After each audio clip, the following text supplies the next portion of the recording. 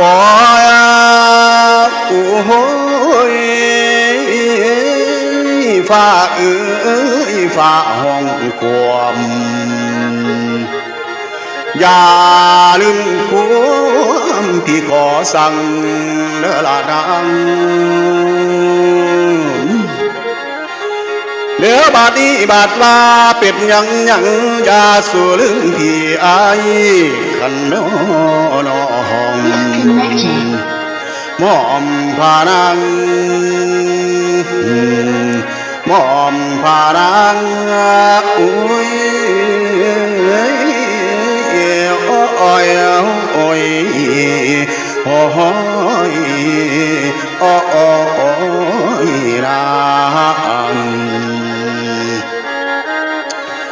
แล้วบาดนี้มาแล้วเด้อพี่น้องหมอลำไม่ใจสมัครนั่นแล้วเหตุมาถ้วยมาทักแด่โทษดื้อขาลุงปามหลานเสือวันเธอโน้อยได้มาลำกีสาลองทานได้มาลำในงานบักกลางซุ้มสนญาติพี่น้องผู้มาจ้องดอกนั่งฟังแต่ก่อนเนาอยู่ยังคณะใหญ่ดาวผู้ไทยหุ่นแล้วหยุดพักมาหลายปีแต่บ่มาดอกลำลองขันแฟนเนียนใจพร้อมสิขึ้นมาลำอีกเถื่อใหม่ขันพี่น้องสนใจสิขึ้นมาก่อตั้งวงขึ้นอีกเถื่อสองว่าแต่พวกพี่น้องกำลังทรงให้ถึงใจนั่นแล้วเสียกลับมาไว้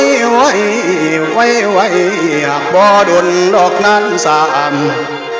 เอาทอน้อลุงป้าโจก่อนลำไว้ดีก่อนนางนางยายขอทักทายญาติพี่น้องผู้มาจองแม่นนั่งฟังอนาคตงาม